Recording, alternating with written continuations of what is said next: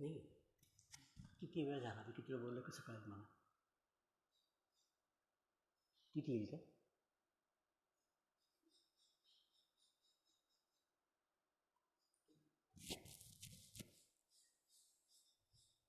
7 वाजले का बघतो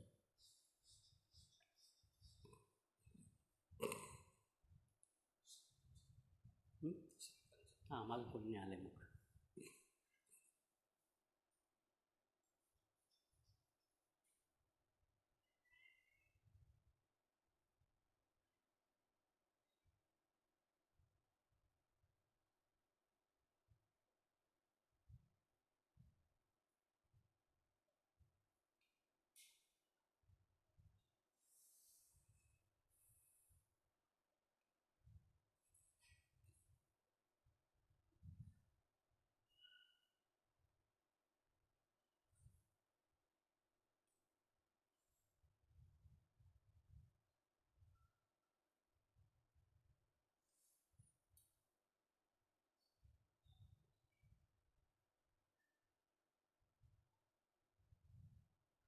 हे ते कसं काही म्यूट करायचं असतं का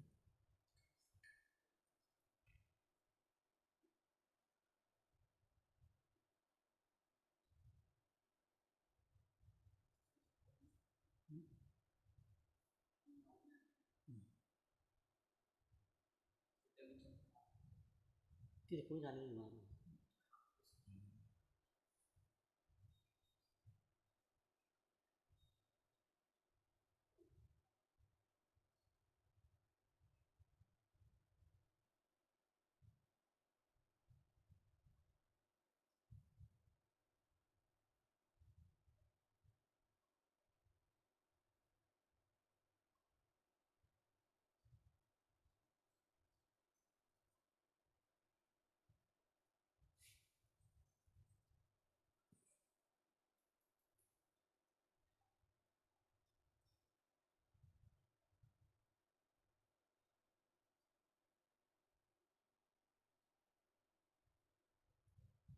हे कळलं पाहिजे किती वेळ जायचं कळलं पाहिजे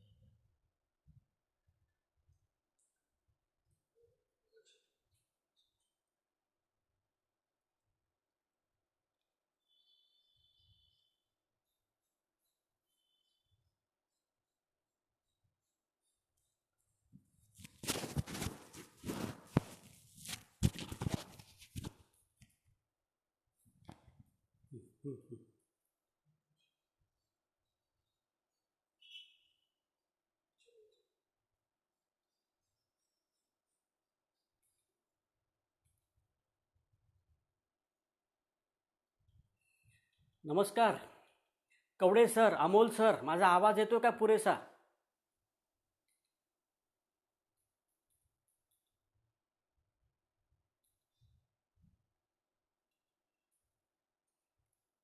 कावडे सर अमोल माझा आवाज येतोय का आवाज पुरेसा आहे का कवडे सर आवाज येतोय का माझा कमेंट्समध्ये सांगा आवाज येतोय का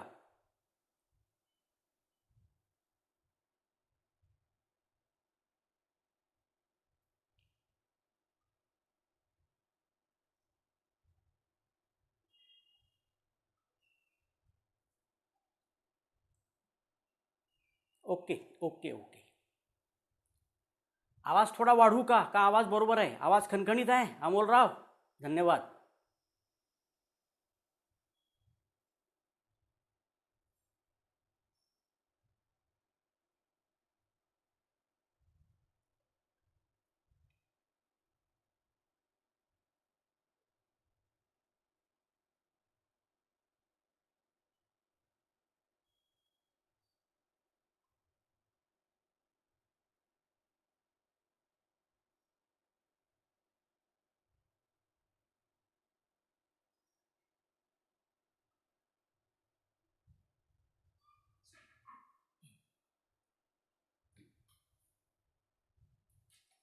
धन्यवाद Amol sir Nilesh sir okay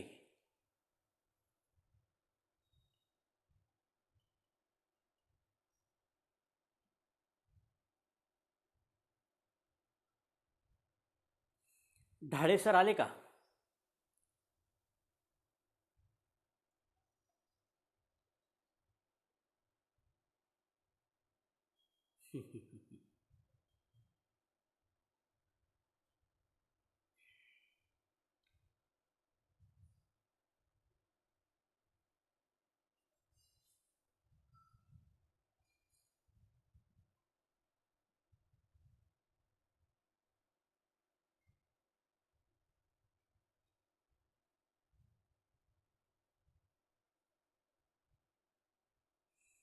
धन्यवाद गजानन छबिले सर, स्वागत आहे आपलं.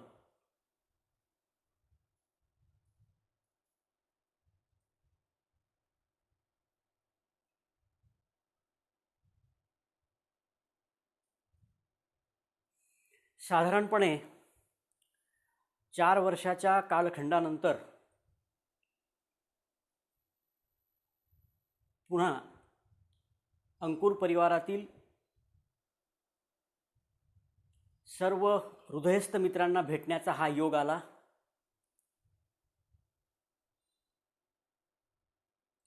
ऑगस्ट 2016 आपल्या अंकुर परिवाराचं 55 या क्रमांकाचं अखिल भारतीय अंकुर साहित्य संमेलन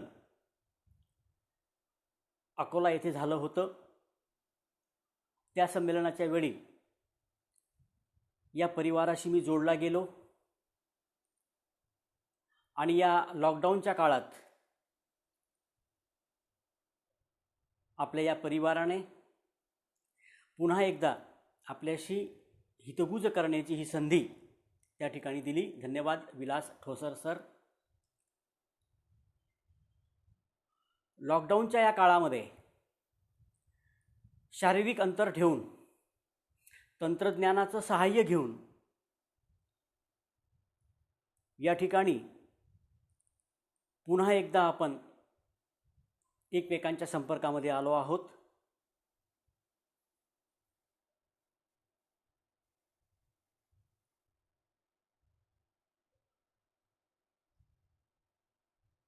आपल्या अंकुर परिवाराच्या या फेसबुक पेजवरून, या मंचावरून आपल्या परिवारातली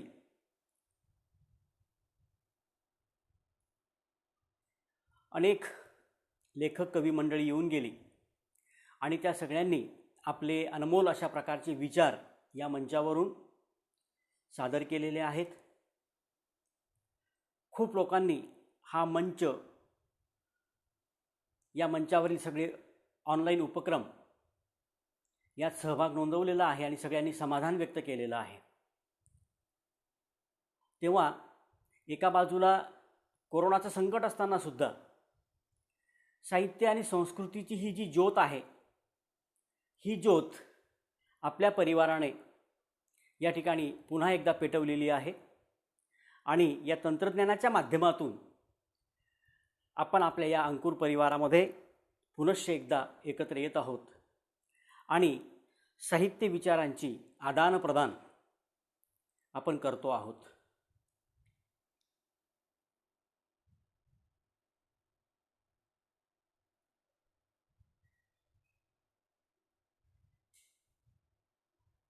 एके दिवशी मी सहज ढाळे सरांना विचारलं की ढाळे सर, आपल्या या अंकुरच्या पेजवर, ढाळे सर नमस्कार. ढाळे सरांना विचारलं की एक दिवस की ढाळे सर, या आपल्या महत्त्वाच्या अशा मंचवर, नमस्कार ढाळे सर, आम्हाला कधी बोलवत आहे? तेव्हा क्षणाचाही विलंब न लावता ढाळे सर म्हटलं की सर, हे आपल्या परिवाराचं पेज आहे, यू आर मोस्ट वेलकम. आणि त्या पद्धतीतून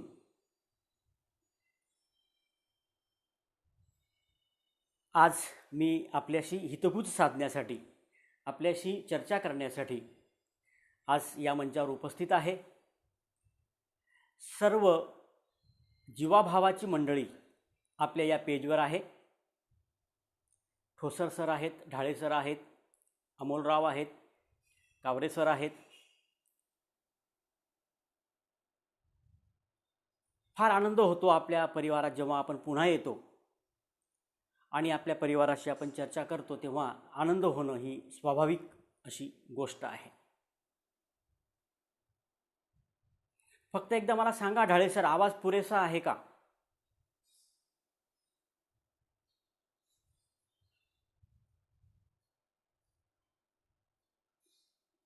आवाज पुरेसा आहे का ढाळे सर?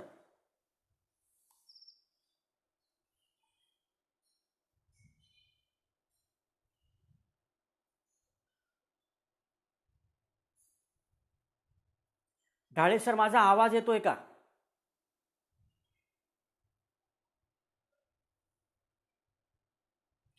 निराशे सर नमस्कार.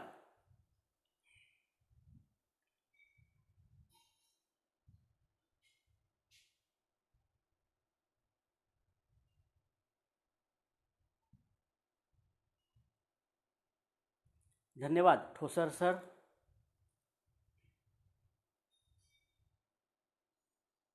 अशोक दशमुखे सर, स्वागत आहे आपलं. मित्रांनो, अंकुर परिवार हा महाराष्ट्राखेरीज महाराष्ट्राच्या पलीकडे म्हणजे थेट उत्तर प्रदेश, मध्य प्रदेश, इकडे गुजरात, कर्नाटक असा महाराष्ट्राच्या पलीकडे पोचलेला हा महत्त्वाचा आपला परिवार आहे. मला आठवतं 2016 सालच्या अंकुरच्या साहित्य संमेलनामध्ये मी हे सांगितलं होतं. निकम सर नमस्कार, माधुरीताई नमस्कार. मी तिथे म्हटलं होतं की हा जो परिवार आहे, ही जी साहित्य संस्था आहे, ही महाराष्ट्रामध्ये क्रमांक 2ची साहित्य संस्था आहे. मी असंही म्हटल्याचं मला आठवतं की आपला जो मुख्य प्रवाह साहित्य संस्थेचा म्हणजे महाराष्ट्र साहित्य परिषदेचा आहे, त्याच्यापेक्षाही जास्त सभासद संख्या, सदस्य संख्या आपल्या अंकुर परिवाराची आहे. आणि आपला अंकुर परिवार हा खऱ्या अर्थाने राष्ट्रीय, अखिल भारतीय अशा प्रकारचा परिवार आहे. तेव्हा या परिवारामध्ये पुन्हा यायला मला मिळतं आहे, आपल्याशी हितगुज करायला मिळतं आहे. त्यामुळे मी खूप आनंदी आहे. आणि अत्यंत जीवाभावाची अशी सगळी मंडळी आपल्या या मंचावर आहे. आणि ढाळे सरांनी, बोबडे साहेबांनी, एकूण आपला सगळा परिवार, आपले अध्यक्ष साहेब, अशा सगळ्या लोकांमध्ये पुन्हा एकदा मिसळायला मला आनंद होतोय.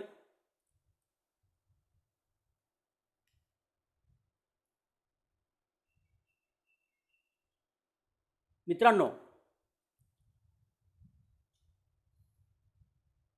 मला जो विवेचनासाठी विषय मी आज निवडलेला आहे तो तुम्हा आम्हा सगळ्यांचा जिव्हाळ्याचा असा विषय आहे. तो म्हणजे साहित्यातील संवेदनशीलता.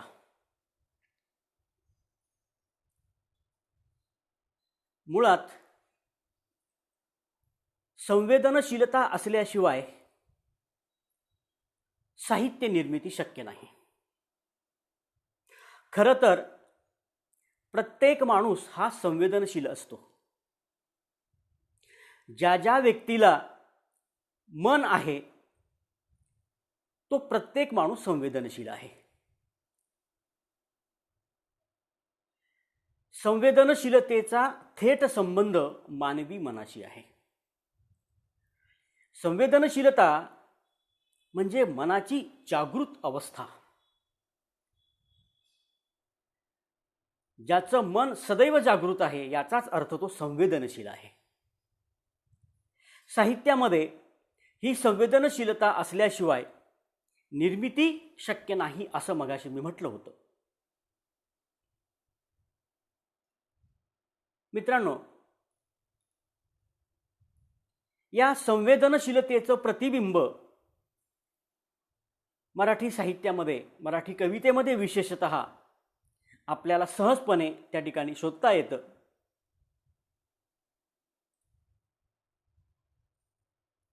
प्रत्येक माणूस संवेदनशील आहे आणि या संवेदनशीलतेचं प्रतिबिंब त्याच्या कवितेमध्ये, भोंडे साहेब नमस्कार, स्वागत, त्या साहित्य कृतीमध्ये हे पडलेलं असतं, उमटलेलं असतं. मग या मराठी साहित्यामध्ये हे जे प्रतिबिंब पडलेलं आहे कलावंताच्या, साहित्यिकाच्या संवेदनशीलतेचं, त्या संवेदनशीलतेची चर्चा आपल्याला या व्याख्यानामध्ये करावयाची आहे. आणि मला वाटतं हे एवढं प्रास्ताविक जे आहे हे पुरेसं आहे. पुन्हा एकदा जे आमची मंडळी उपस्थित आहेत, ढाळे सर आहेत, भोंडे सर आहेत, ही सगळी आमची जीवाभावाची मंडळी आहे. निकम सर आहेत, श्यामकांत निकम सर आहेत, बनसोडताई आहेत, अमोल आहेत, कावरे सर आहेत. मित्रांनो, साहित्यातील संवेदनशीलतेला जेव्हा आपण प्रारंभ करतो, साहित्यातील संवेदनशीलतेचा जेव्हा आपण परामर्श घ्यायला लागतो, तेव्हा अगदी सुरुवातीला आपल्याला मराठी कवितेकडे यावं लागतं. कारण जे न देखे रवी ते देखे कवी असं आपण म्हणतो. येथे कवीची मर्मदृष्टी आणि कवीची संवेदनशीलता ह्या गोष्टी येथे फार महत्त्वाच्या आहेत, किंबहुना त्या निर्णायक सुद्धा आहेत. अगदी सुरुवात करूया की ही संवेदनशीलता कवितेमध्ये कशा पद्धतीने उमटलेली आहे. अश्विनी घोंगडे यांच्या या 4 ओळी बघा कशा आहेत. त्या लिहितात, सन लिहिताना ती लिहिते 1818, सन लिहिताना ती लिहिते 1818, शतकांची चूक बदलावी असे तिला वाटत नाही.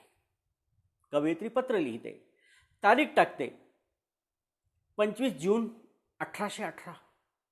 लक्षात येतं की अरे आज तर 25 जून 2020 आहे, पण ती शतकांची झालेली चूक बदलावी असं तिला वाटत नाही. याचं कारण असं आहे की कागदावर खाडाखोड करून 2020 खोडून 1818 खोडून 2020 टाकल्याने स्त्री जीवनामध्ये फारसं परिवर्तन येणार नाही. कारण जे जीवन तिच्या वाट्याला 1818 मध्ये आलेलं होतं तेच आणि तसंच जीवन तिच्या वाट्याला आजही 2020 मध्ये आलेलं असल्यामुळे शतकांची चूक बदलावी असे तिला वाटत नाही. येथे कवयित्रीची संवेदनशीलता आहे. समाजामध्ये झालेलं जे परिवर्तन आहे, हे परिवर्तन कवयित्रीच्या संवेदनशील मनाने टिपलेलं आहे, संवेदनशील मनाने टिपलेलं आहे. शतकांची चूक बदलावी असे तिला वाटत नाही. कारण तेच शोषण, तेच दमन, तोच मनाचा कोंडमारा, भावनांचा कोंडमारा तिच्या वाट्याला 2020 सालीही येतो आहे. म्हणून कागदावर खाडाखोड करून काही उपयोग नाही. फक्त वेदनांचे संदर्भ बदलले, शोषणाचे संदर्भ बदलले, पण शोषण मात्र कायम आहे. ही कवयित्रीची संवेदनशीलता आपल्याला या कवितेतून दिसते. आईस पत्र नावाची माझी स्वतःचीच एक कविता आहे. या कवितेची पार्श्वभूमी अशी आहे की त्या सासरी गेलेल्या मुलीला रॉकेल टाकून जाळून मारण्याचा प्रयत्न सासरच्या लोकांकडून होतो आणि एक शेवटचं पत्र त्या मरणासन्न अवस्थेत ती आपल्या आईला लिहिते. त्या कवितेमध्ये ती लिहिते की हे आई, हे पत्र तुझ्या हातात पडेल, हे आई, हे पत्र तुझ्या हातात पडेल तोपर्यंत कदाचित सारेच काही संपले असेल, हे पत्र तुझ्या हातात पडेल तोपर्यंत कदाचित सारेच काही संपले असेल. सासर, माहेर, नटणं, मुरडणं हे ते सगळं काही. उरतील काय? उरतील फक्त किंकाळ्या, उरतील फक्त किंकाळ्या आणि पुन्हा तुझ्याच पोटी जन्माला घालण्याची परमेश्वराला आर्त याचना. उरतील फक्त किंकाळ्या आणि पुन्हा तुझ्याच उदरी जन्माला घालण्याची परमेश्वरास आर्त याचना. कारण काय? नेहमीचीच. कारण काय? नेहमीचीच हुंड्याची हाव, मान सन्मानाची अपेक्षा. कारण काय? नेहमीचीच हुंड्याची हाव, मान सन्मानाची अपेक्षा. किंवा माझं नुसतंच आयतं बसून घरी खाणं, किंवा माझं नुसतंच आयतं बसून घरी खाणं. हे आई. कारण काय? नेहमीचीच हुंड्याची हाव, मान सन्मानाची अपेक्षा, किंवा माझं नुसतंच आयतं बसून घरी खाणं, शिक्षण कमी म्हणून अर्थार्जन नाही वगैरे, शिक्षण कमी म्हणून अर्थार्जन नाही वगैरे. हे आई, हे आई रोज 1 तास, हे आई रोज 1 तास देवघरात व्रतवैकल्यांच्या ऐवजी, हे आई रोज 1 तास देवघरात व्रतवैकल्यांच्या ऐवजी माझ्या अभ्यासाला दिला असतास तर ही होळी पेटली नसती, ही होळी पेटली नसती. या मुलीला आईने पूर्ण शिकवलं असतं, अभ्यासाला वेळ दिला असता तर ती कदाचित पदवीधर झाली असती, तिनेही 2 पैसे कमवले असते. आणि कमवत्या मुलीला जाळून मारणारं रॉकेल या देशामध्ये कधीही तयार होणार नाही. संसारथाची दोघी चाकं चालली पाहिजेत, यासाठी मुलीचं शिक्षण फार महत्त्वाचं आहे.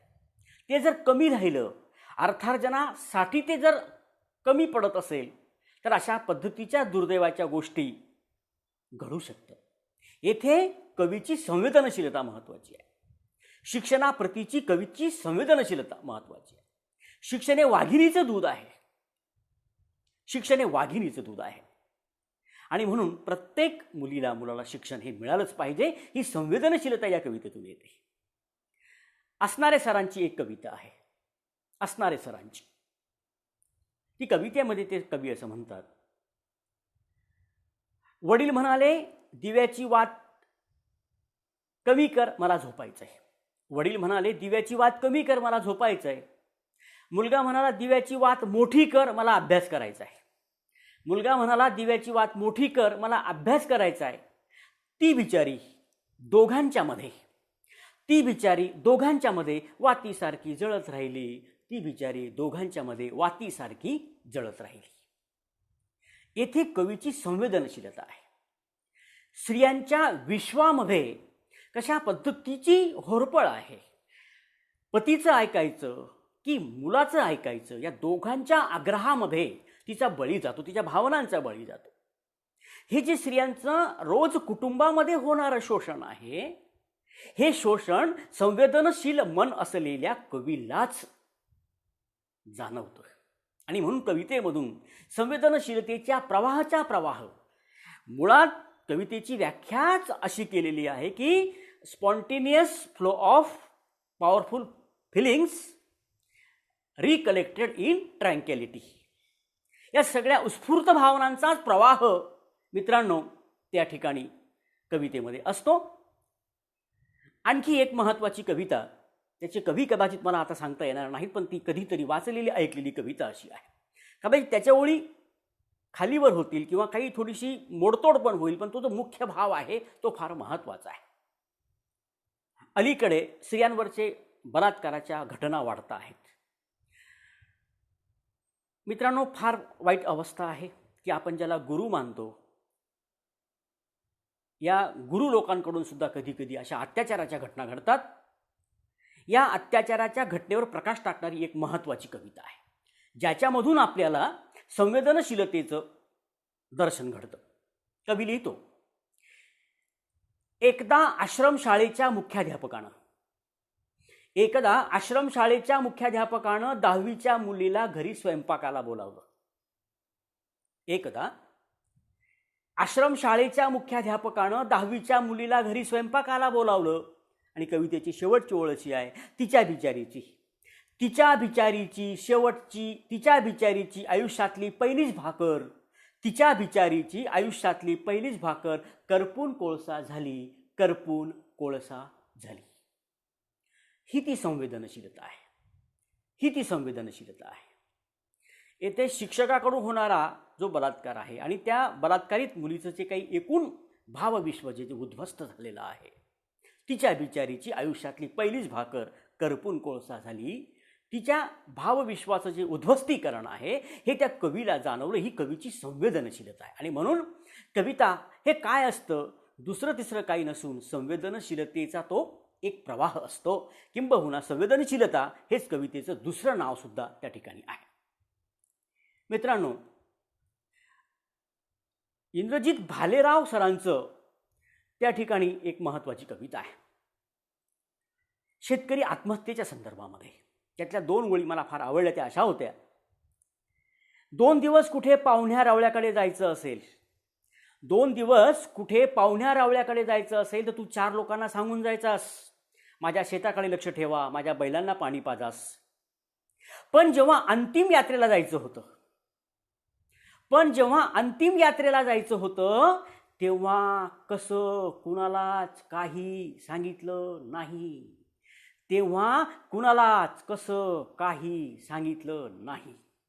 शेतकरी जेव्हा आत्महत्या करतो त्याच्यापूर्वी तो कुणालाही आपल्या मनातलं दुःख काही सांगून जात नाही. अंतिम यात्रेला जाताना तो काही सांगून जात नाही. ही कवीची संवेदनशीलता आहे. बळीराजाच्या आत्महत्यांच्या संदर्भातली कवितेतून प्रकट होणारी ही संवेदनशीलता आहे.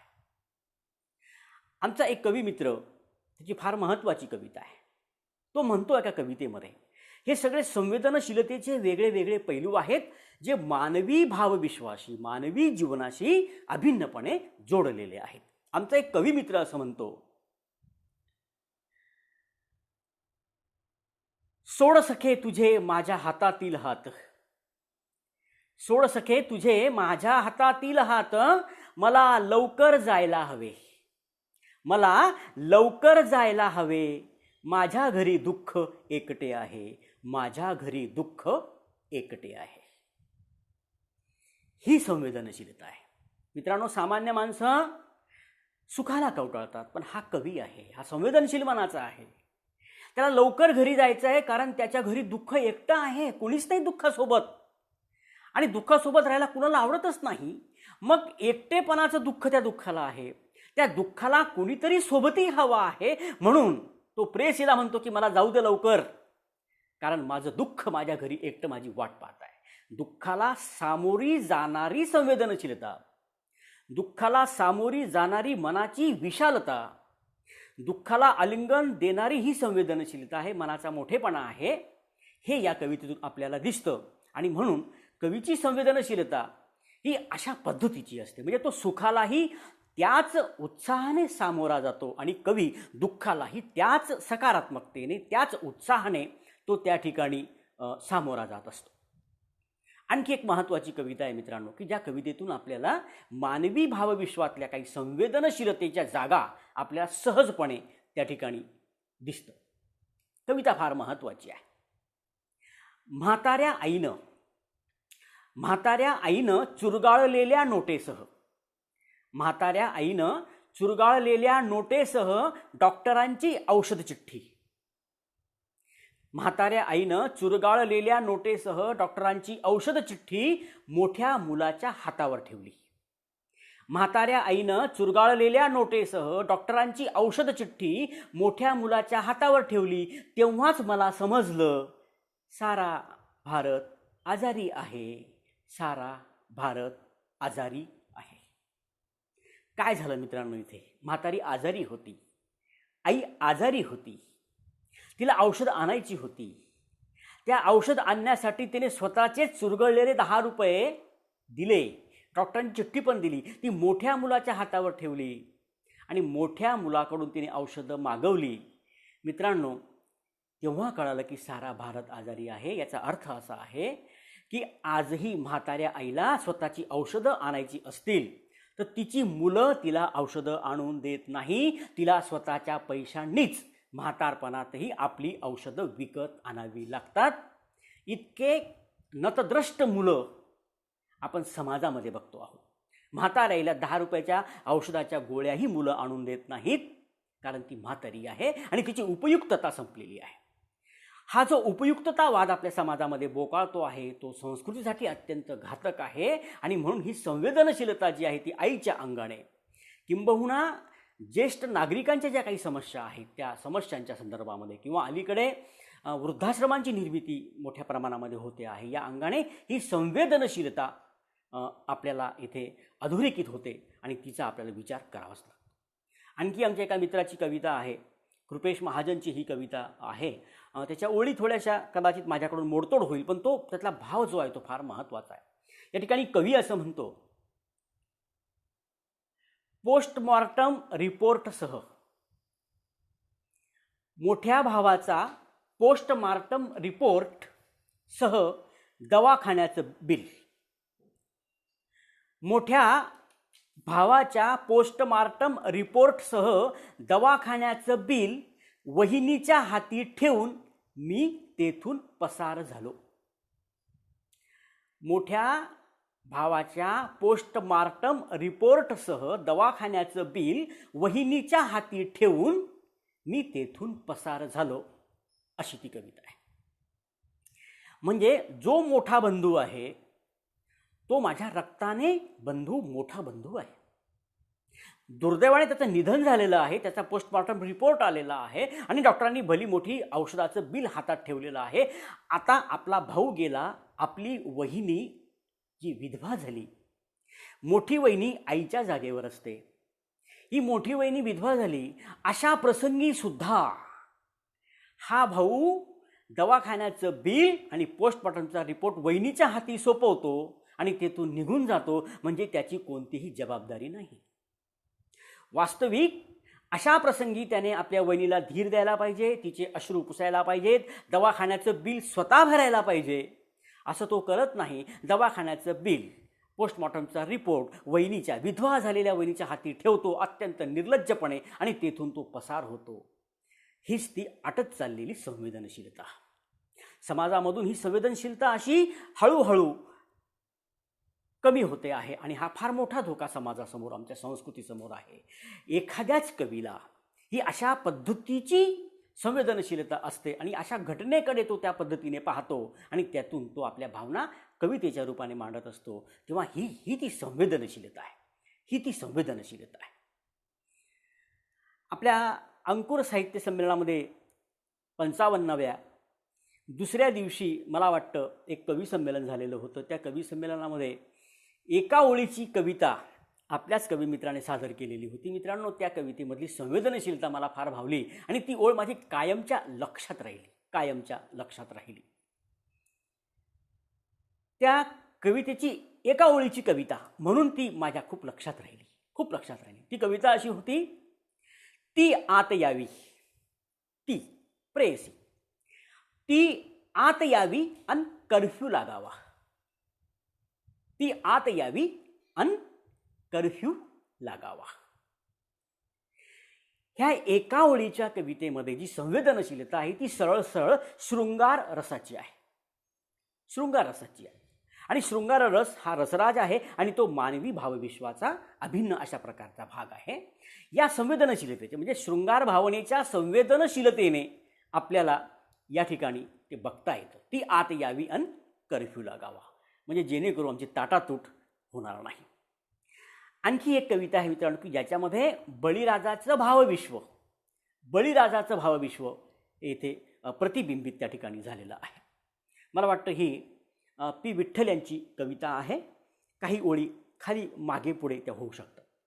त्या कवितेचा भावार्थ असा आहे, गावाकडची 4 एकर शेती पडीक ठेवून, गावाकडची 4 एकर शेती पडीक ठेवून बंगल्यातल्या कुंड्यांना 4-4 वेळा पाणी टाकतो.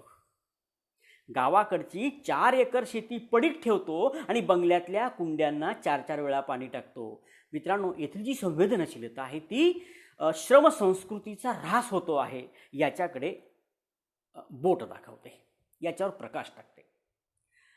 जर श्रमाची आवडच राहिली असती तर त्याने गावाकडची 4 एकर शेती पडीक ठेवली नसती, तेथे त्याने घाम गाळला असता.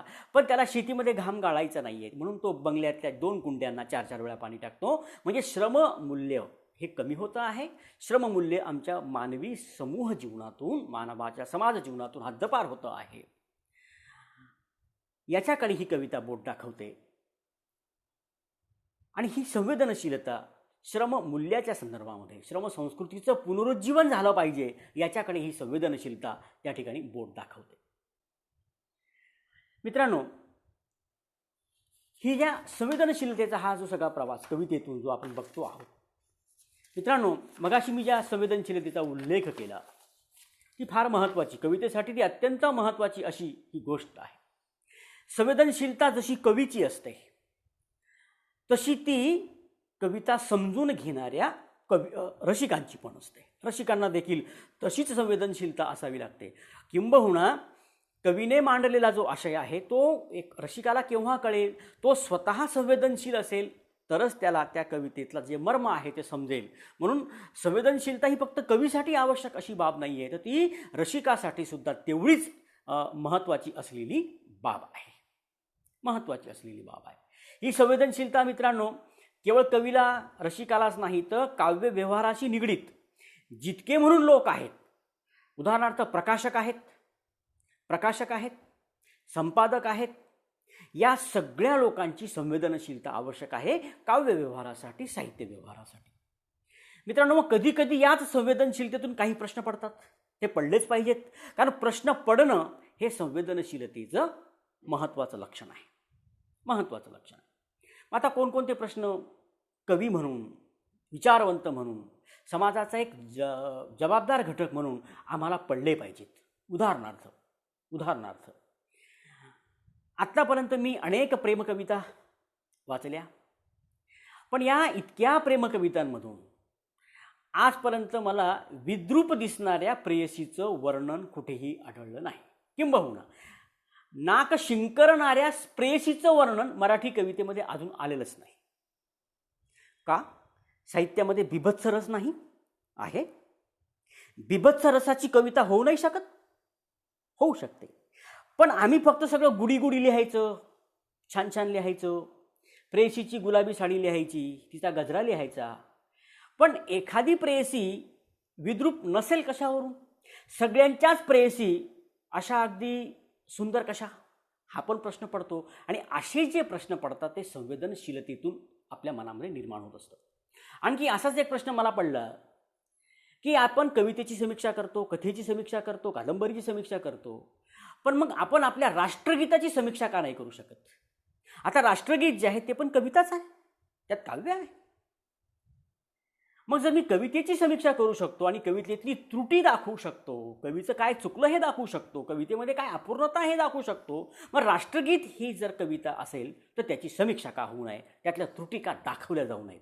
हे जे प्रश्न मी उपस्थित करतो हे सगळे प्रश्न संवेदनशील माणसाला पडणारे प्रश्न आहेत. आणखी एक महत्त्वाचा प्रश्न मला पडला तो असा की आपल्याला सगळ्यांना माहिती आहे की त्या लग्नवेदीवर सावधान शब्द उच्चारल्याबरोबर समर्थांची वाग्दत्त समर्थ त्या वेदीवरून निघून गेले आणि त्यांनी लग्नबंधन नाकारलं.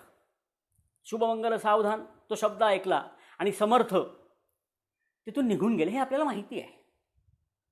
प्रश्न समर्थांचा नाही आहे, प्रश्न आहे समर्थ निघून गेल्यानंतर ती जी वाग्दत्त वधू आहे तिचं पुढे काय झालं, हा प्रश्न पडतो.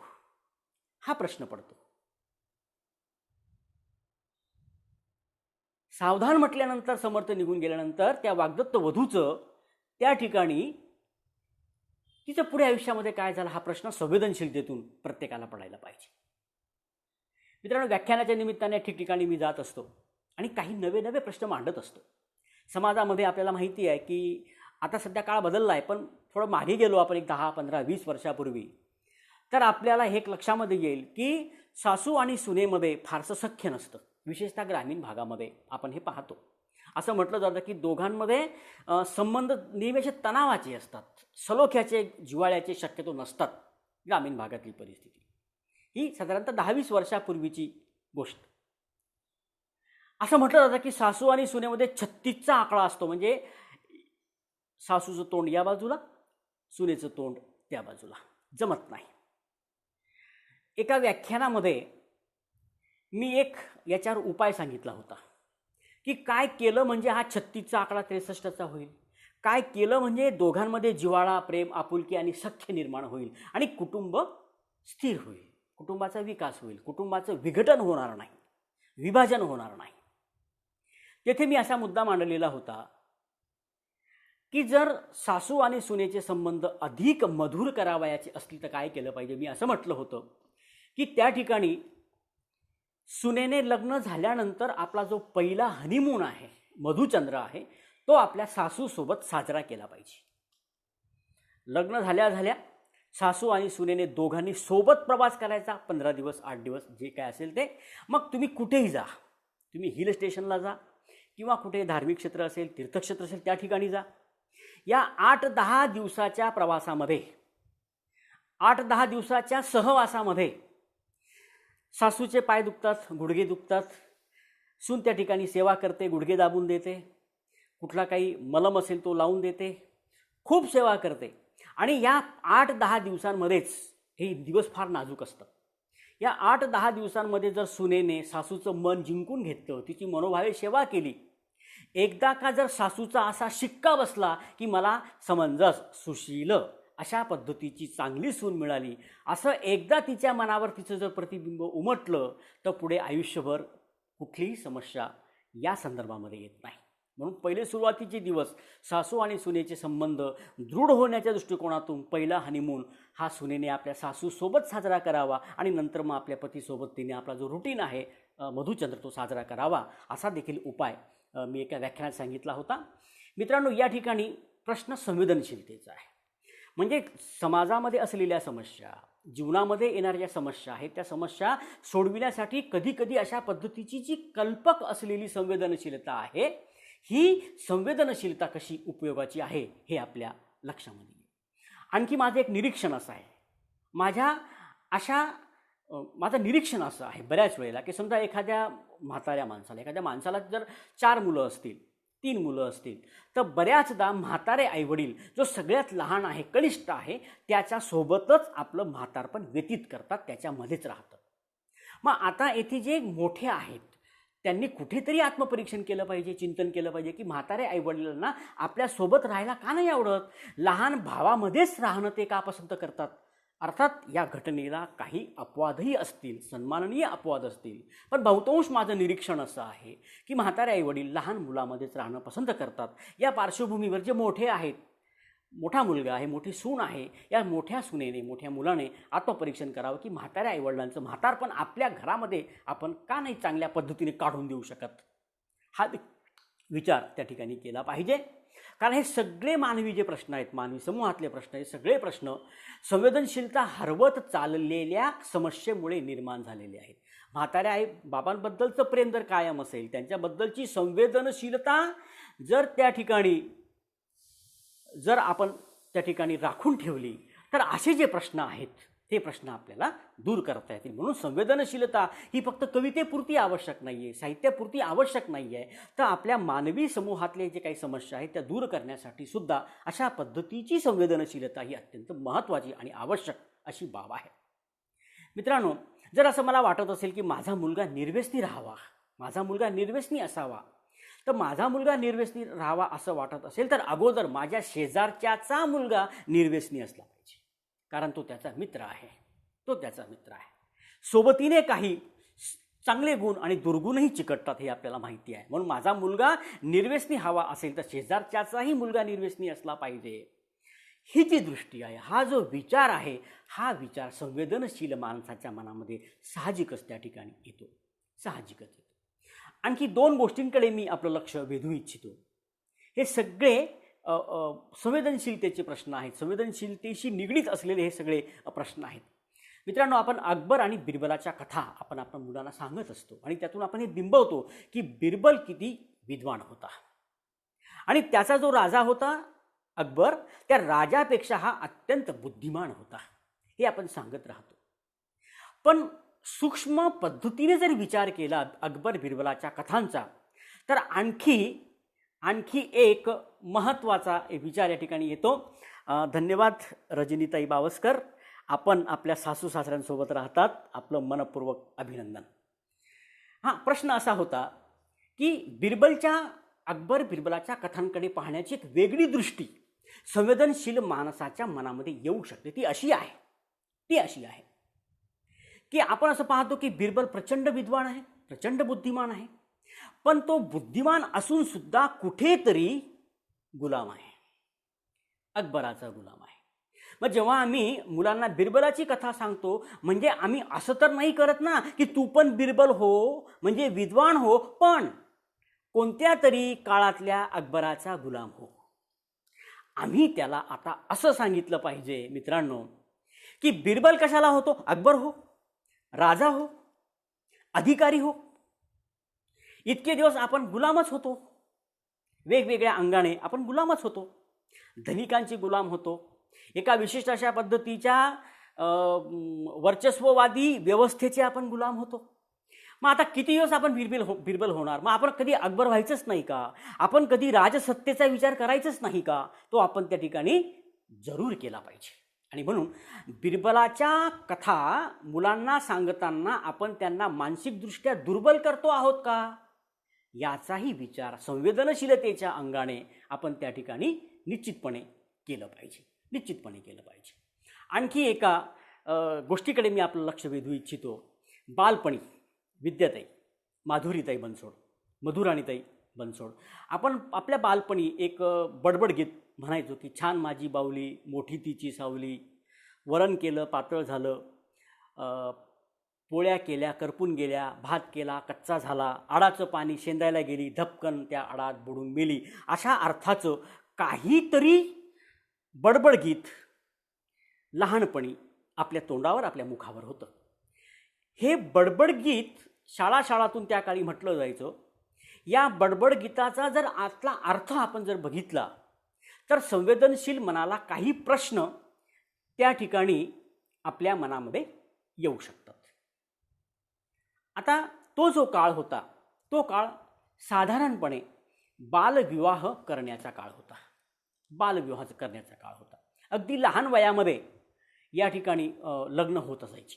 म्हणजे 9 वर्षाची नवरी, 11 वर्षाचा नवरदेव, अशा पद्धतीची लग्न त्या काळामध्ये होत होती.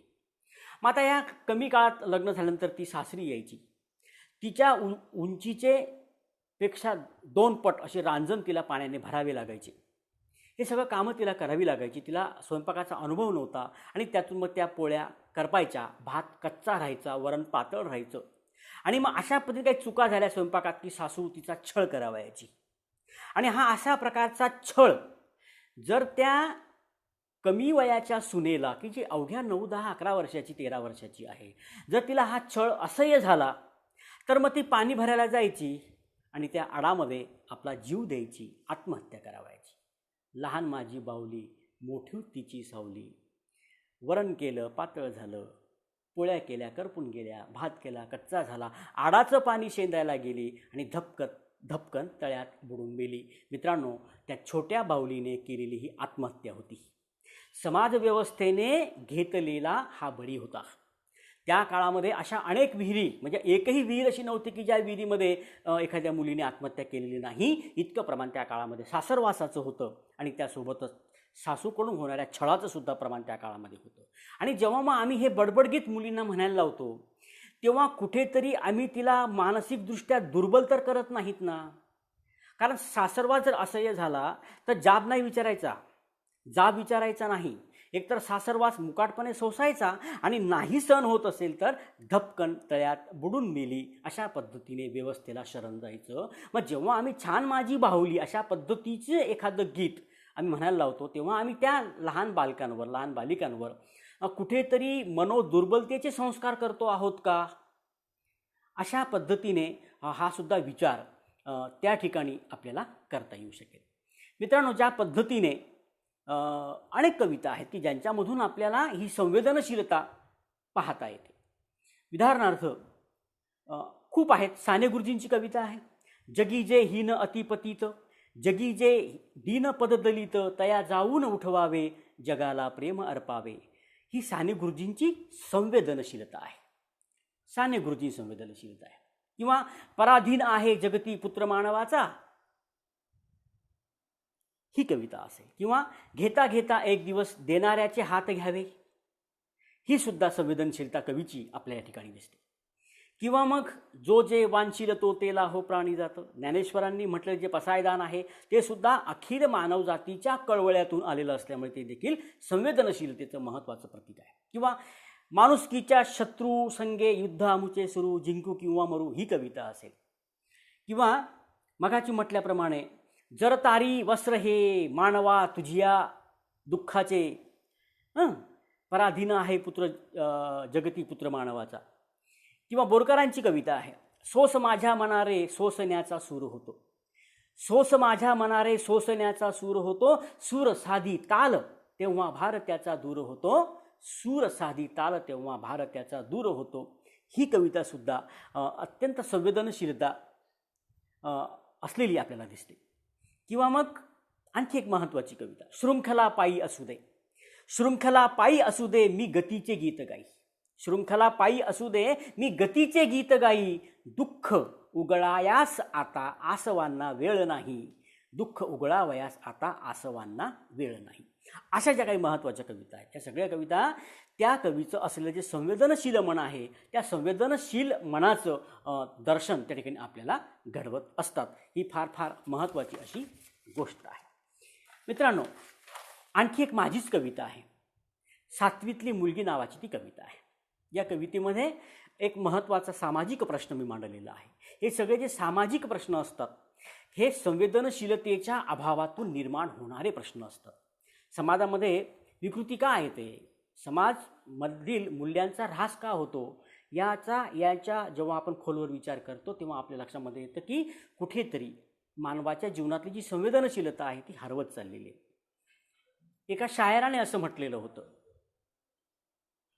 क्या जमाना था पत्थर भी रखा करते थे दिल, क्या जमाना था पत्थर भी रखा करते थे दिल, क्या जमाना है, क्या जमाना है दिल सीनों में पत्थर हो गए, क्या जमाना है दिल सीनों में पत्थर हो गए. एक काळ होता की त्या काळामध्ये लोक इतके धीरगंभीर होते की ते आपल्या त्या ठिकाणी छातीवर दगड ठेवावयाचे, इतकी धीरगंभीर ते होते. किती मोठं संकट आलं ते अजिबात डगमगून जायचे नाही.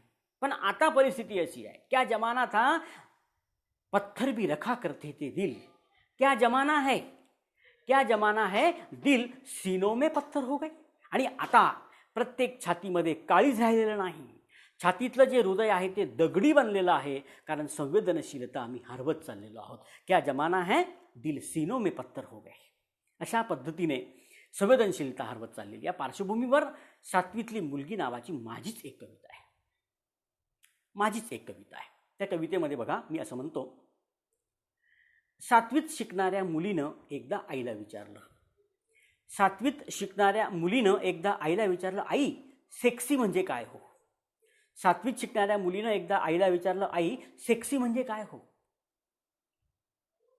सातवीत शिकणाऱ्या मुलीनं एकदा बापाला विचारलं, सातवीत शिकणाऱ्या मुलीनं एकदा बापाला विचारलं, पप्पा सेक्सी म्हणजे काय हो.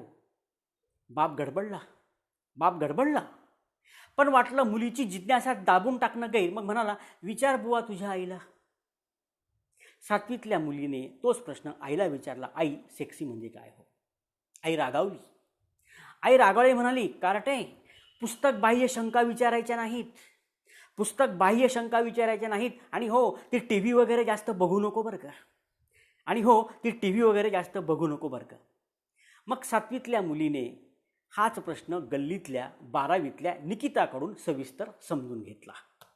मग सातवीतल्या या मुलीनं हाच प्रश्न 12वीतल्या गल्लीतल्या निकिताकडून व्यवस्थित समजून घेतला.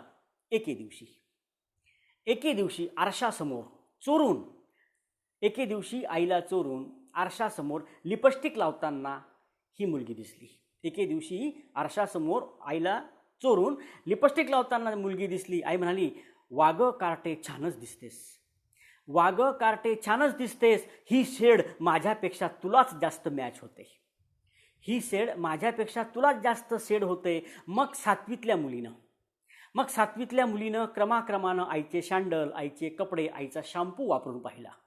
मग सातवीतल्या मुलीने क्रमाक्रमाने आईचा शॅम्पू, आईचे कपडे, आईचे सॅन्डल वापरून पाहिले. प्रत्येक वेळी आईने मुलीच्या दिसण्याचं कौतुकच केलं, प्रत्येक वेळी आईने मुलीच्या दिसण्याचं कौतुकच केलं. एके दिवशी सायंकाळी मित्राकडे पार्टीला जाताना, एके दिवशी सायंकाळी मित्राकडे सहकुटुंब पार्टीला जाताना, एके दिवशी मित्राकडे सहकुटुंब पार्टीला जाताना रस्त्याच्या कोपऱ्यावरचा टार्गेट मुलांचा घोळका म्हणाला. एके दिवशी सहकुटुंब मित्राकडे पार्टीला जाताना रस्त्याच्या कोपऱ्यावरचा टार्गेट मुलांचा कोपरा म्हणाला, मुलगीपेक्षा आईच जास्त सेक्सी दिसते यार. मुलगीपेक्षा आईच जास्त सेक्सी दिसते यार. या टॉन्टने आई सुखावली. या टॉन्टने आई सुखावली पण मुलीचा चेहरा पडला. या टॉन्टने आई सुखावली पण मुलीचा चेहरा पडला. मी विचार करतोय मुलगीमुळे आई बिघडली की आईमुळे मुलगी बिघडली की या दोघांच्यामुळे गल्लीवरचा टार्गेट कोपरा बिघडला की या दोघांमुळे गल्लीचा टार्गेट कोपरा बिघडला. मी विचार करतोय. मित्रांनो, एक वेगळी सामाजिक समस्या या कवितेमध्ये मी मांडलेली आहे. अलीकडे बाह्य दिसण्याला, वरवरच्या दिसण्याला आम्ही खूप महत्त्व देऊ लागलेलो आहोत. बऱ्याच वेळेला असं होतं मित्रांनो की इतका आम्ही मेकअपच्या आहारी अलीकडे आमच्या भगिनी जाता आहेत. सर्वच नाहीत, काही. म्हणजे कधी कधी असा प्रश्न पडतो की वधू कोणती आणि वधूची आई कोणती. इतका भडक मेकअप. मित्रांनो, संत तुकारामांनी सुद्धा म्हटलं होतं की कस्तुरीचे रूप अतिहीनवर माझी असे सार मोलतया. कस्तुरी नावाचा पदार्थ हा वरून दिसायला ओबडधोबड आहे, पण त्याच्या अंतरंगामध्ये खरं सौंदर्य साठवलेलं आहे. अंतरंगामध्ये सौंदर्य आहे. पण आम्ही अंतरंगाला महत्त्व देत नाही, आम्ही बाह्य रंगाला महत्त्व देतो. सुधाकर गायधनी यांची एक कविता आहे. ते म्हणतात, चिंध्या पांघरून आम्ही सोनं विकायला बसलो. चिंध्या पांघरून आम्ही सोनं विकायला बसलो, गिऱ्हाईक कसं ते फिरकेना. चिंध्या पांघरून आम्ही सोनं विकायला बसलो, गिऱ्हाईक कसं ते फिरकेना. मग आम्ही सोनं पांघरून चिंध्या विकायला बसलो. मग आम्ही सोनं पांघरून चिंध्या विकायला बसलो. गर्दी पेलवेता पेलवेना, गर्दी पेलवेता पेलवेना. काय झालं मित्रांनो, जेव्हा आमचे कपडे फाटलेले होते पण आम्ही सोनं विकत होतो, लोकांनी फक्त आमचे फाटलेले कपडे पाहिले आणि आमच्याकडे कुणी आलं नाही. पण जेव्हा आम्ही सोन्याचे कपडे घातले आणि फाटलेले कपडे विकायला बसलो, गर्दी पेलवेता पेलवेना, गर्दी पेलवेता पेलवेना. असं का होतं? आम्ही बाह्य रूपाला महत्त्व देतो, आम्ही अंतरंगाला महत्त्व देत नाही. याच्यामुळे हा सगळा प्रकार त्या ठिकाणी होत असतो. आणि म्हणून मित्रांनो, बाह्य रूपाला महत्त्व न देता अंतरंगाला आम्ही जर महत्त्व द्यायला गेलो तर समाजातल्या अनेक समस्या त्या ठिकाणी दूर होतील. आणि त्या दूर होण्यासाठी प्रत्येकाने संवेदनशील होण्याची गरज आहे. आम्ही जर सगळे संवेदनशील झालो तर अनेक समस्या आम्हाला सोडता येतील. माणसाने माणसाशी माणसासारखं वागलं मित्रांनो. जर मी चिमटा मला जर घेतला, मला जशा वेदना होतात तशाच प्रकारच्या वेदना दुसऱ्यालाही होऊ शकतात. ही जी जाणीव आहे, ही संवेदनशीलतेची जाणीव आहे. ही संवेदनशीलतेची जाणीव जर आम्ही ठेवली तर अनेक समस्यांपासून आम्हाला त्या ठिकाणी जाता येईल. आणखी एक कविता मी वाचलेली एका नियतकालिकामध्ये, फार महत्त्वाची आहे. माता भगिनीसुद्धा आमच्या या ग्रुपवर आहेत. अलीकडे महिलांचं विश्व बदलतं आहे, भावविश्व बदलत आहे, विचार विश्वही बदलतं आहे. हा बदल टिपणारी एक महत्त्वाची कविता मी आपल्यासमोर या ठिकाणी सांगतो. फार महत्त्वाची कविता आहे. आईमध्ये झालेला बदल. माझी बायको निरखते मला आणि म्हणते, माझी बायको निरखते मला म्हणते, नीट बघा शर्ट गायब झालेत त्याची 2 बटणं. नीट बघा शर्ट गायब झालेत त्याची 2 बटणं, नवीन आणा एक शर्ट सायंकाळी कामावरून येताना. नीट बघा शर्ट गायब झालेत त्याची 2 बटणं, नवीन आणा एक शर्ट सायंकाळी कामावरून येताना. माझ्या मोतीबिंदू आईची थरथरती लगबग. माझ्या मोतीबिंदू आईची थरथरती लगबग. लगेच खणात शोधायला प्रारंभ. बटन, धागा, रीळ आणि सुई. बटन, धागा, रीळ आणि सुई. माझी मोतीबिंदू आई लगोलग टाके चढवते. माझी मोतीबिंदू आई लगोलग टाके चढवते. तेव्हा माझी बायको पंख्याशी गार झुळझुळते. तेव्हा माझी बायको पलंगावर पंख्याशी गार झुळझुळते. ही ती संवेदनशीलता आहे. एक बटन तुटलं असेल तर ते पुन्हा लावायचं म्हणजे कितीतरी किलो कॅलरी एनर्जी वेस्ट होते. केवढे श्रम पडतात एक बटन लावायचं, म्हणजे सोपी गोष्ट नाही आहे. म्हणून फेकून द्या तो शर्ट आणि नवीन आणा. सायंकाळी कामावरून येताना बायकोने सोडलेला हुकूम आहे, अर्धांगिनीने सोडलेला हुकूम आहे. पण माझ्या आईला, जिला पैशांचं मोल आहे, तिला कळतं की एक बटन तुटलं असेल म्हणून शर्ट फेकून देणं हे बरोबर नाही. तिला दिसत नाही मोतीबिंदू आहे, पण ती कुठून तरी धागा, बटन, रील्स शोधून आणते आणि त्या एक बटन लावून देते. तिला माहिती आहे की शर्ट फेकण्यासारखा अजून नाही, तो आणखी काही दिवस वापरता येऊ शकेल. असं का झालं?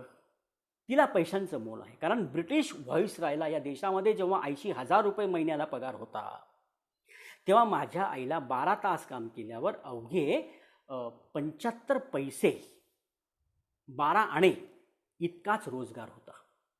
12 आणे 75 पैसे, 72 पैसे इतकाच रोजगार होता माझ्या आईला, माझ्या आजीला, जेव्हा ब्रिटिश व्हाईसरॉयला महिन्याला 80,000 रुपये पगार होता. एकेका पैशाचं मोल तिला माहिती आहे. आणि मुळात ती श्रम संस्कृतीतूनच पुढे आलेली असल्यामुळे एक बटन तुटलं म्हणून शर्ट फेकून द्यावा असं तिला वाटत नाही. ती पुन्हा ते बटन लावते आणि तो शर्ट पुन्हा आपल्या मुलाला वापरायला लावते. इथे कुठेतरी काटकसर आहे. फक्त काटकसर आहे का? अजिबात नाही, काटकसर नाही. तर येथे श्रम संस्कृतीकडे पाहण्याची दृष्टी आहे. ही ती संवेदनशीलता आहे.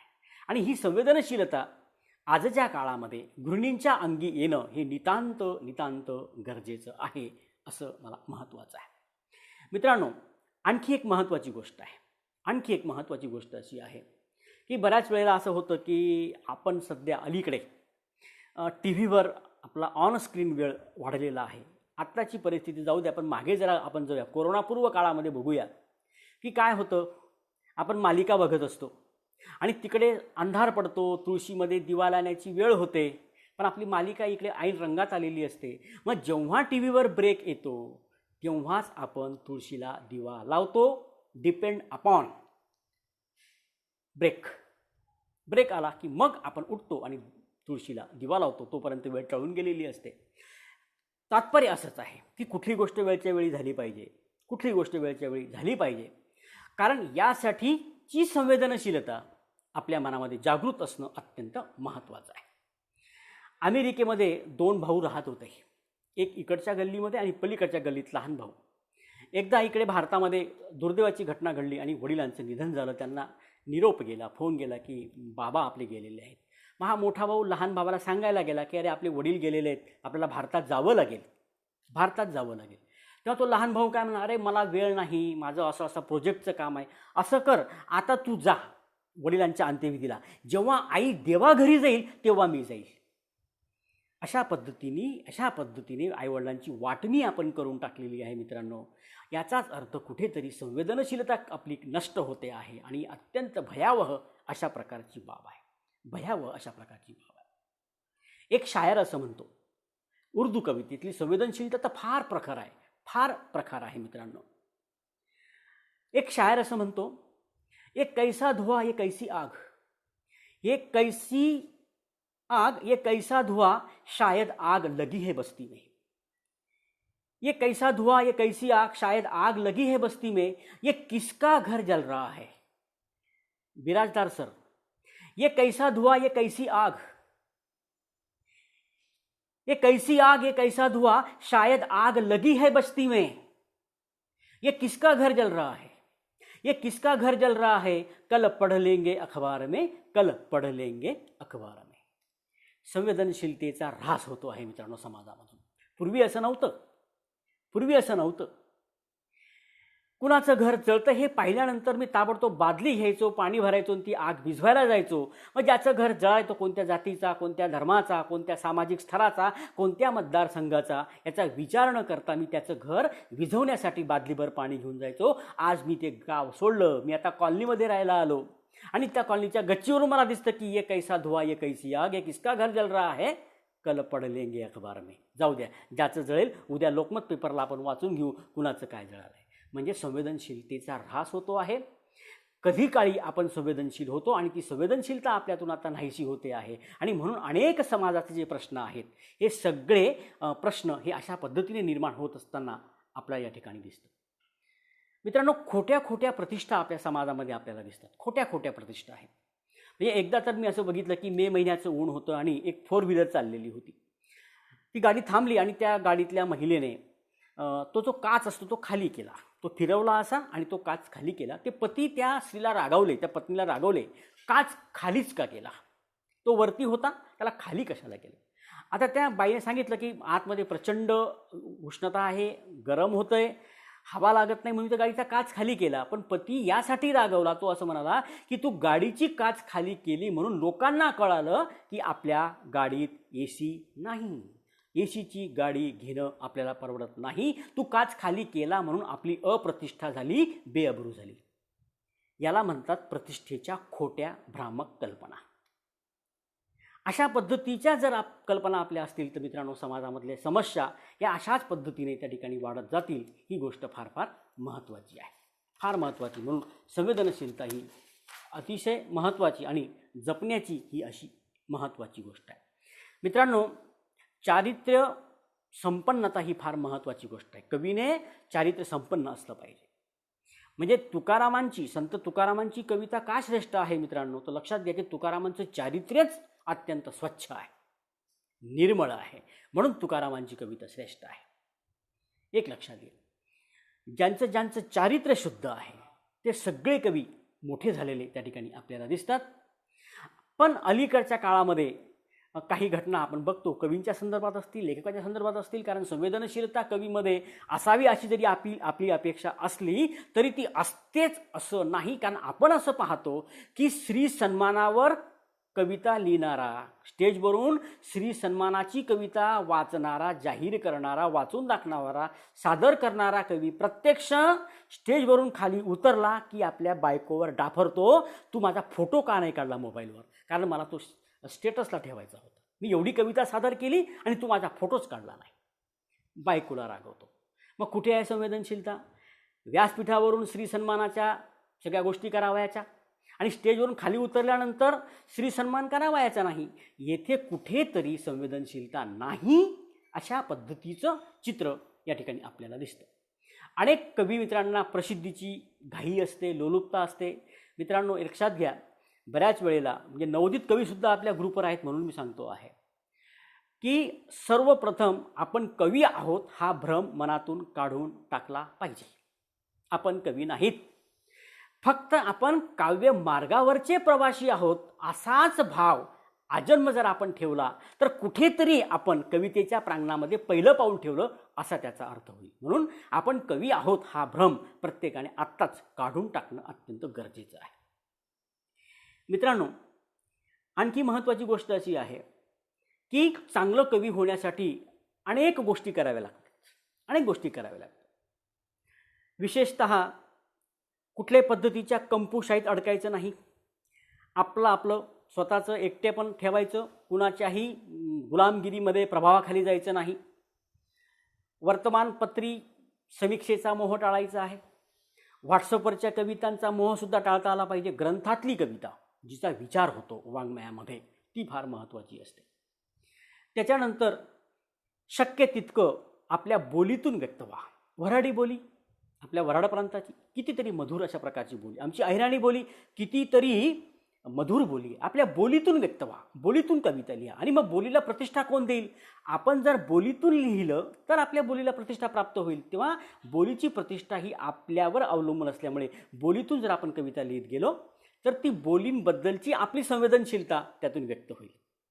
मित्रांनो, खरं म्हणजे माझी वैयक्तिक ही मतं आहेत, ही आपण स्वीकारावी असं नाही. फक्त ही मतं आहेत, पटली तर स्वीकारायची आणि नाही पटली तर सरळ सोडून द्यायची.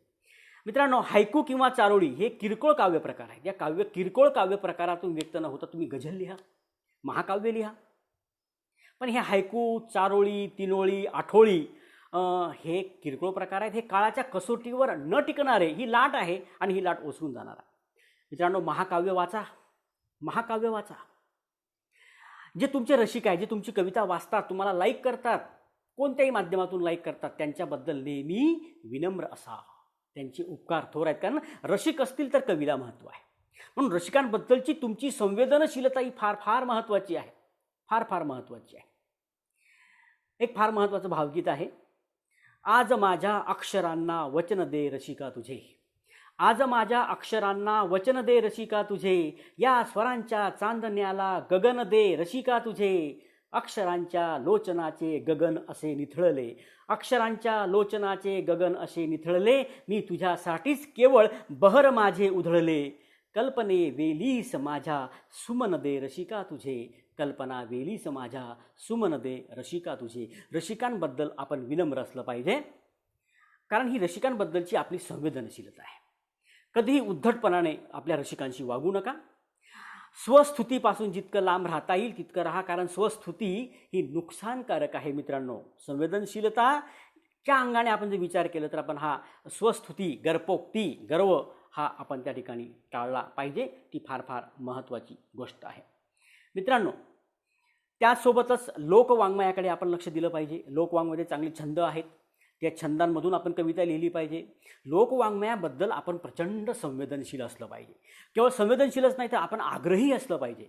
आपली लोकखजिना, लोकवाङ्मयाचा प्रचंड मोठा त्या ठिकाणी आहे. त्या लोकवाङ्मयातून आपण अभिव्यक्त झालं पाहिजे. आपल्याला माहिती आहे की भगतांच्या वह्या असतात, गोंधळी लोकांच्या वह्या असतात. आणखी एक महत्त्वाची गोष्ट आहे की जी मी इथे आवर्जून या ठिकाणी सांगू शकेल.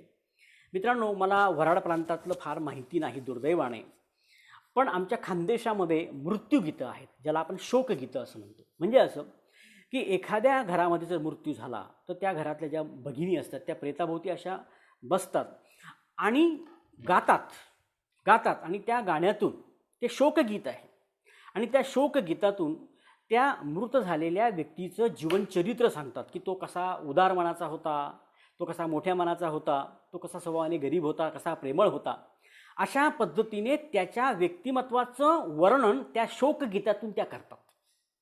हे शोकगीत त्या उत्स्फूर्तपणे गातात. त्या असं काही कागदावर लिहून नाही आणत स्क्रिप्ट आणि बघून ते गाणं म्हणतात असं नाही आहे. त्या क्षणी त्यांच्या ज्या भावना उचंबळून येतील उत्स्फूर्तपणे, त्या भावना उत्स्फूर्तपणे आपल्या शोकगीतातून त्या व्यक्त करतात. आणि शोकगीतं, खानदेशातली ऐराणीतली शोकगीतं हा लोकवाङ्मयाचा फार मोठा एक अशा प्रकारचा वारसा आहे. तो मात्र अलीकडे बंद पडतो आहे, कारण आमची लोकवाङ्मयाबद्दलची जी संवेदनशीलता आहे ती कमी होते. एकदा आमच्या मित्राच्या अर्धांगिनी वारल्यावर आम्ही त्यांच्या दारावर गेलो.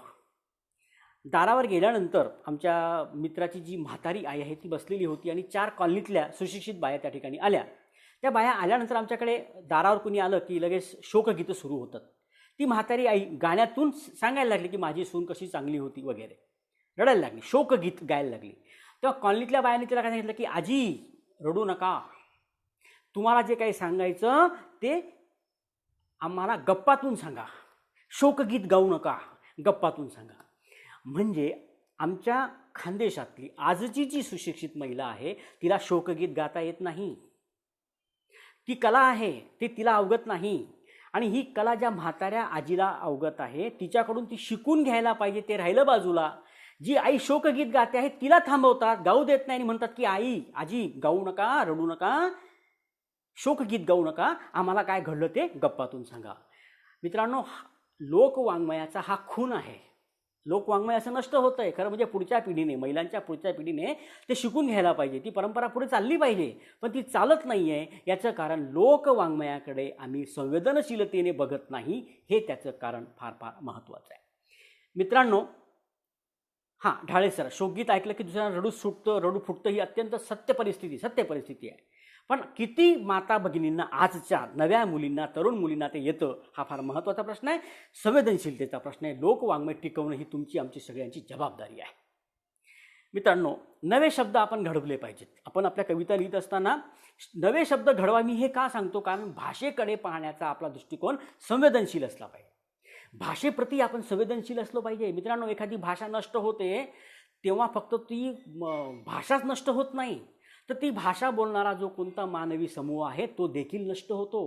म्हणजे अगदी उदाहरणच सांगायचं असेल मित्रांनो, की चित्पावनी नावाची आपल्याकडे बोली होती. ती चित्पावनी बोली बोलणारे जो काही वर्ग होता तो एकेकाळी समाजामध्ये, संस्कृतीच्या क्षेत्रामध्ये वरच्या पदांवर होता. पण नंतर त्यांचं स्थलांतर झालं.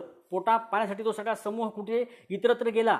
त्यांची ती चित्पावनी बोली आज बंद पडली, आज नाही, किंवा किरकोळ अशा स्वरूपात कुठेतरी टिकून आहे.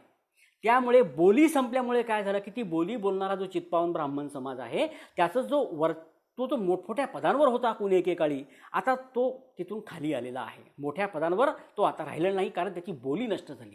तेव्हा प्रश्न असा आहे की एखादी भाषा जेव्हा नष्ट होते, एखादी बोली जेव्हा नष्ट होते, तेव्हा फक्त ती थोडी बोली नष्ट होत नाही, त्या बोलीतले शब्द नष्ट होत नाहीत, त्या बोलीतले फक्त म्हणी वाक्प्रचार नष्ट होत नाही, तर ती बोली बोलणारा जो एकूण मानवी समूह आहे तोही राजकारणातून, समाजकारणातून, संस्कृतीकारणातून नष्ट होतो. म्हणून बोलींचा आग्रह धरला पाहिजे, बोली टिकवल्या पाहिजेत, कारण कुठेतरी बोलींच्या संदर्भातली, भाषेच्या संदर्भातली आपली संवेदनशीलता त्यातून प्रकट होत असते. म्हणून आपण ती संवेदनशीलता त्या ठिकाणी जरूर राखली पाहिजे.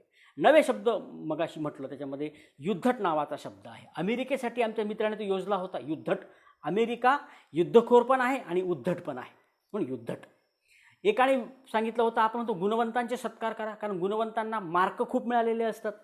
पण मित्रांनो, आमच्या मित्राने एक नवीन शब्द शोधला, तो शब्द होता मार्कवंत. गुणवंताच्या समांतर मार्कवंत. मित्रांनो, मार्कवंत हा गुणवंत असेलच असं नाही, कारण ते मार्कवंत म्हणजे फक्त गुण कागदावरचे आहेत, आचरणातले गुण कुठे आहेत हा प्रश्न महत्त्वाचा आहे. त्यामुळे आम्ही गुणवंत झालो पाहिजेत मार्कवंत होण्यापेक्षा. मार्कवंत हा नवा शब्द शोधून काढला, कारण भाषेबद्दलची संवेदनशीलता हा मुद्दा या ठिकाणी होता. आमच्या एका मित्राने, शहाद्याचे आमचे पत्रकार आहेत, त्यांनी एक नवीन शब्द शोधला, बांबुलन्स नावाचा. बांबुलन्स. आता सातपुडा पहाड आहे, तिथे आरोग्याच्या सोयी नाही आहेत, ॲम्ब्युलन्स तिथे पोचत नाही. मग आमचे लोक काय करतात, आदिवासी बांधव 2 बांबू घेतात, त्याला चादर बांधतात आणि त्या चादरीवर त्या आमच्या रुग्णाला झोपवतात आणि ते बांबू खांद्यावर धरून पहाड खाली उतरून त्याला दवाखान्यामध्ये आणतात. ही या लोकांची ॲम्ब्युलन्स आहे. पण ती बांबूने बनलेली असल्यामुळे त्यांनी त्याला नाव दिलं बांबुलन्स. म्हणजे काय झालं की अशा पद्धतीने मराठी भाषेमध्ये एका नव्या शब्दाची भर पडली. आमच्या या कवी मित्राने ही नवा शब्द का शोधून काढला, कारण तो भाषेप्रती संवेदनशील आहे. संवेदनशीलता ही अशी अनेक गोष्टीने महत्त्वाची आहे. अनेक नवकवी आपल्या ग्रुपवर आहेत मित्रांनो, नवकवी या ठिकाणी आपल्या ग्रुपवर आहेत. त्यांना मी सांगू इच्छितो की अनुकरणातून बाहेर पडा. कुणाचं अनुकरण सुरुवातीला माणूस करतो कवितेचं, पण फार दिवस अनुकरण करू नका. लवकरच स्वतःची वाट चोखाळा आणि स्वतःची कविता, स्वतःची नाममुद्रा असलेली, एक स्वतंत्र ओळख असलेली, स्वतःचा चेहरा असलेली कविता लिहायला आपण त्या ठिकाणी सुरुवात त्या ठिकाणी केली पाहिजे. मित्रांनो, कविता लिहिण्यासाठी शक्यतो नवे विषय घ्या. तेच ते गुळगुळीत झालेले विषय न निवडता नवे विषय घ्या. तुम्हाला सांगतो मित्रांनो, चीनमध्ये सौंदर्याचे निकष काय आहेत?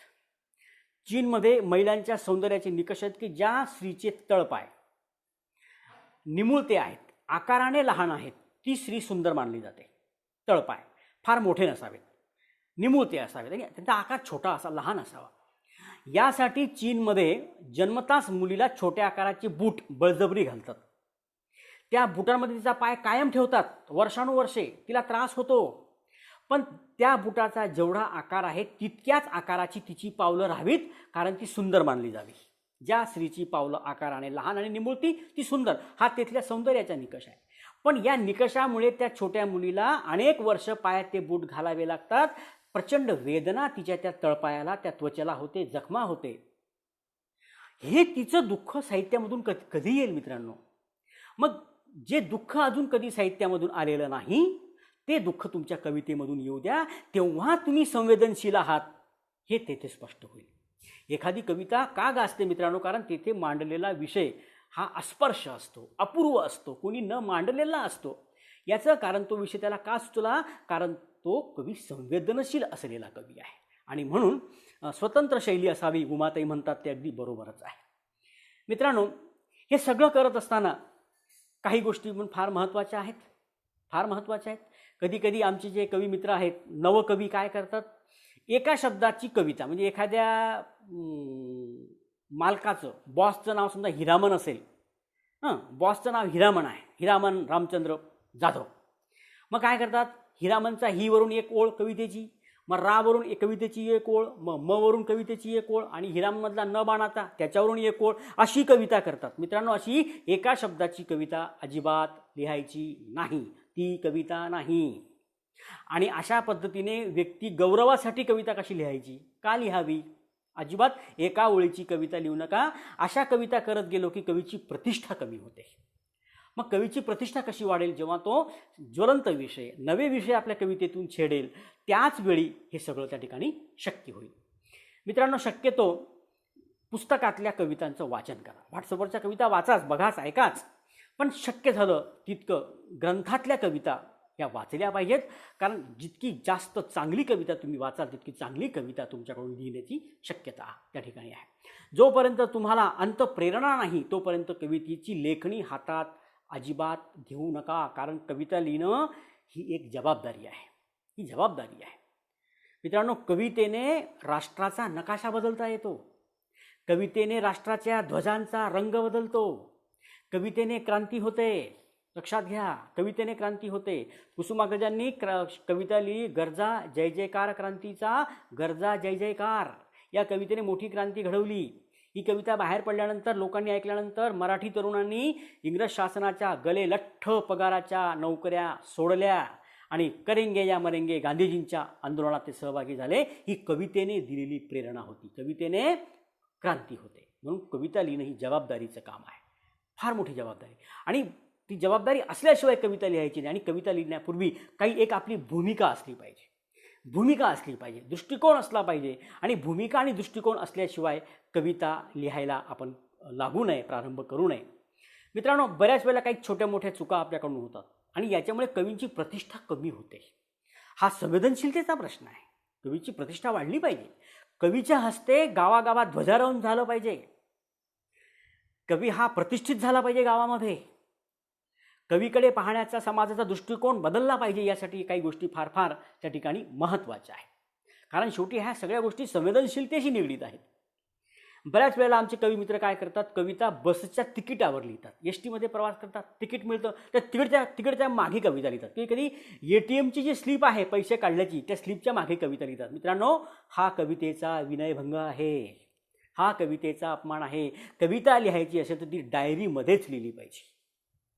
कारण तिकीट आपण चुरगाळून फेकून देणार आहोत, कागद फेकून देणार आहोत, तो धुतला जाणार आहे. तर काढला नाही तर पॅन्टमधून धुतला जाणार आहे.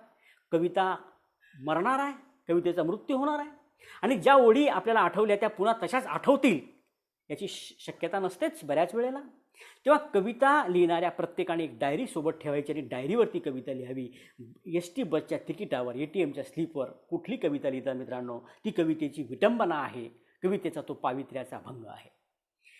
मित्रांनो, आणखी एक गोष्ट करा महत्त्वाची, जी संवेदनशीलतेशी निगडीत आहे, ती अशी आहे की श्रद्धा ठेवायची असेल ना, ती कवीवर ठेवू नका. श्रद्धा ठेवायची असेल तर ती कवितेवर ठेवा, कवितेवर ठेवा, कवीवर नाही. कवी माणूस आहे, तो दुर्गुणाचा पुतळा आहे, जाऊ द्या.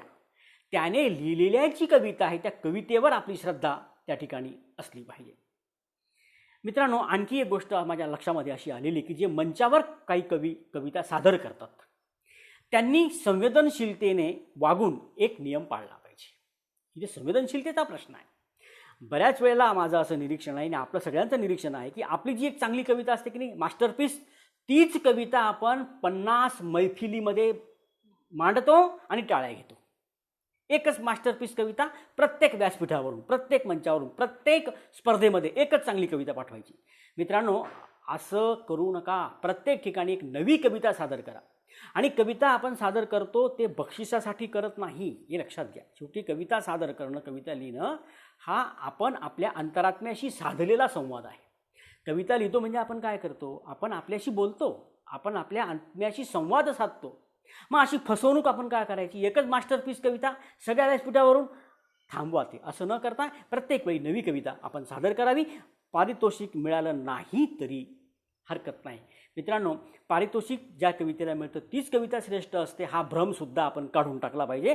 बऱ्याच वेळेला तिथे भेदभाव होतो, परीक्षकांची कुवत कमी पडते आणि नको त्या कवितेला बक्षीस मिळतं. तेव्हा नवोदित कवींनी पारितोषिकाच्या नादाने कविता लिहू नये, ही गोष्ट फार फार महत्त्वाची आहे. मित्रांनो, मोजकं लिहा, कमी लिहा पण मोजकं लिहा. आमच्या एका मित्राने 10,000 कविता लिहिल्या, पण त्याचं नाव त्याच्या कॉलनीच्या पलीकडे सुद्धा पोचलं नाही. गावात तर झालंच नाही, पण कॉलनीच्या पलीकडेही त्याचं नाव गेलं नाही कवी म्हणून. का झालं तर कविता तर 10,000 लिहिल्या होत्या. मित्रांनो, याचं कारण असं आहे की 10,000 कविता लिहिल्या, एकही कविता आउटस्टँडिंग नव्हती. अपूर्व नव्हती. त्यामुळे काय झालं की फक्त प्रवास झाला, हा कवी कुठेही पोचला नाही. हा कवी कुठेही पोचला नाही. प्रवास करत होता, तो प्रवास संपलाच नाही, कुठेच पोचला नाही. म्हणून कमी लिहा, मोजकं लिहा, हे लक्षात घ्या मित्रांनो. लक्षात घ्या की आपले संत कवी आहेत. का आहेत संत कवी? त्यांनी अभंग लिहिले म्हणून ते संत कवी आहेत का? नाही मित्रांनो, त्यांचं चारित्र्य होतं. चारित्र्याला कवितेची जोड मिळाली म्हणून ते संत कवी झाले. तुम्हाला सांगतो, निळोबाराय पिंपळनेरकर या संतानंतर आपल्या वारकरी पंथामध्ये नंतर कोणताही संत झाला नाही. शेवटचे संत वारकरी पंथामध्ये निळोबाराय पिंपळनेरकर. मग त्यांच्यानंतरच्या काळामध्ये अनेक लोकांनी अभंग निर्मिती केली, पण त्यांना संत कवी म्हटलं गेलं नाही. याचं कारण असं आहे की कुठेतरी संत कवी होण्यासाठी अनेक पात्रता लागतात. हा विचार मनामध्ये केव्हा येतो? जेव्हा आपण संवेदनशीलतेचा विचार त्या ठिकाणी करत असतो. मित्रांनो, खूप गोष्टी आहेत, खूप कथा, कादंबऱ्या, कविता आहेत ज्यातून संवेदनशीलता ही आपल्याला मांडता येईल. पण मित्रांनो, मला वाटतं 1 तास हा झालेला असावा. आत्ता माझ्यासमोर घड्याळ नाही आहे. मी विचारतो ढाळे सरांना की सर 1 तास झालं असेल तर मी आपली रजा घेतो. आपण वेळ पाळली पाहिजे, कारण आपण संवेदनशीलतेवर बोलतो आहोत. तेव्हा संवेदनशीलतेचा महत्त्वाचा घटक हा समयपालनसुद्धा आहे. खूप मोठं विवेचन करता येईल आपल्याला. त्यामुळे आपल्याला ढाळे सर 1 तास झालेला आहे मला वाटतं, तेव्हा समारोपाकडे मला यायला हवं. आपण मला सांगा.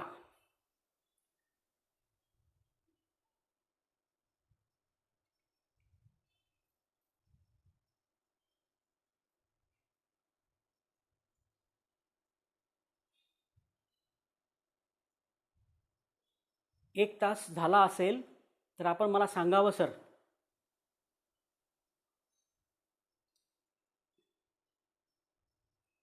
मित्रांनो,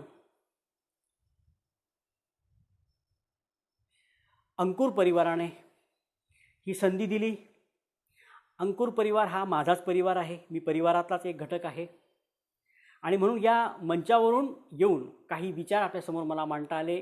माझ्या परिवाराशी माझी पुन्हा भेट बोबडे साहेबांनी, भोंडे साहेबांनी, ढाळे साहेबांनी, कावरे सरांनी, अमोल गोंडवंचर, साबीर सोलापुरी सर, मधुराणीजी, निकम मॅडम, निकम सर, ही सगळी आमची, वासुदेवजी खोपडे सर, ही सगळी जीवाभावाची मंडळी आहे.